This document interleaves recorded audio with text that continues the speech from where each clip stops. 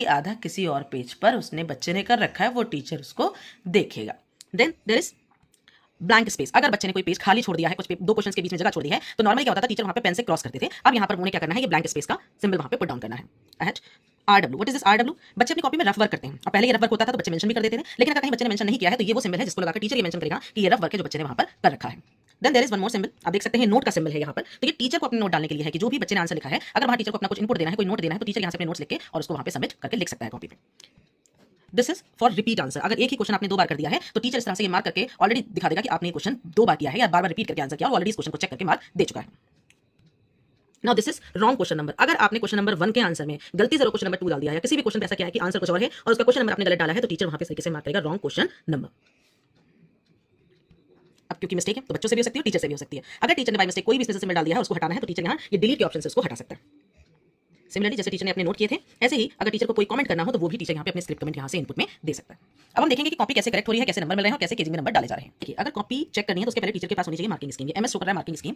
देखिए, कोई एआई कोई कंप्यूटर आपकी कॉपी नहीं चेक करेगा। इसी तरीके से आपके टीचर को मार्किंग स्कीम मिलेगी और इस मार्किंग स्कीम में जिस तरीके से सीबीएसई ने आंसर प्रोवाइड करे होंगे, ठीक उसी वे में टीचर उसके हिसाब से आपको मार्क देंगे। अब आप यहाँ देख सकते हैं, देखिए मार्किंग स्कीम में आप देख सकते हैं क्वेश्चन नंबर 20 पे देखिए आप, क्वेश्चन नंबर 20 पे 1 हाफ हाफ, ये 2 नंबर का क्वेश्चन है। इसको ऑलरेडी सीबीएसई ने स्टेप मार्किंग में ब्रेक कर रखा है कि अगर इतना लिखा है तो 1 number, maximum boiling as drop दे रखा है तो हाफ नंबर, उसके बाद दे रखा है तो half number. That is how step wise marking will be done, और ये ऑलरेडी मार्किंग स्कीम में दी रहेगी। सेकंड चीज यहाँ पे देखिए, मार्किंग स्कीम है तो क्वेश्चन पेपर भी चाहिए होगा टीचर को। तो ये जो यहाँ क्यूपी आपको दिख रहा है, this QP for question paper, और जब चाहे टीचर तो अपने स्क्रीन पे क्वेश्चन पेपर को ओपन करके देख सकता है। अगेन इट्स वेरीफाइंग, कोई एआई कोई भी कंप्यूटर आपकी कॉपी चेक नहीं कर रहा है, टीचर ही चेक कर रहे हैं, वैसे ही चेक कर रहे हैं जैसे वो पहले करते थे, बस अब सारी चीजें ऑन स्क्रीन हो गई हैं रेदर देन बीइंग मैनुअल।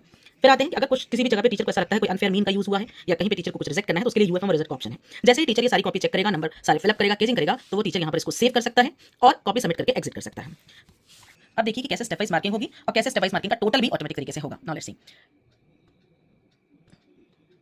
तो इस तरीके से हमने क्वेश्चन नंबर 29 लिया है। अब आप देख सकते हैं कि पहले क्या करेगा टीचर, 29 की केजिंग में जाके वहां क्लिक करेगा और फिर क्वेश्चन पर आएगा। ठीक है, अब इस क्वेश्चन में देख सकते हैं स्टेप वाइज मार्किंग है 0.5 और 1। अगर टीचर ने 0.5 मार्क दिए, किस लिए, 29 के ए पार्ट पर, 29 के ए पार्ट पर दे दिए 0.5, फिर इस पार्ट के लिए 29 ए S2 के लिए 0.5 दे दिए। ये 2 स्टेप वाइज मार्किंग हो गई है और फाइनली जब ये केजिंग में डाले गए हैं तो आप देख सकते हैं कि 29 के ए पार्ट में ऑटोमेटिक हो गया 0.5 टोटल 1 मार्क। साथ साथ आप ये भी देखिए कि यहाँ क्वेश्चन का जहां टोटल हुआ है वहीं केजिंग में ऑटोमेटिक जो सब टोटल है आउट ऑफ 70 कितने मार्क्स होते जा रहे हैं वो भी होता जा रहा है। यही चीज थी कि सीबीएसई ने कहा था कि आपका इवैल्यूएशन जो होगा कॉपी का वो अब लेस टाइम में होगा, स्पीडी हो जाएगा और जल्दी हो जाएगा। ये इसलिए भी बेनिफिशियल है कि पहले जो एक मैनुअल कॉपी की केजिंग में क्या होता था, कई बार प्रॉब्लम आ जाती थी एडिशन में, क्योंकि रिपीटेड चीजें होती हैं, बहुत सारे नंबर होते हैं, और उस ह्यूमन एरर को दूर करने के लिए ही यहाँ बस एआई का काम हुआ है कि अब ये चीजें बार बार रिपीट नहीं करनी पड़ेगी, कोई क्रॉस वेरिफिकेशन नहीं करना पड़ेगा और ऑटोमेटिक नंबर यहाँ पे टोटल होते चले जाएंगे।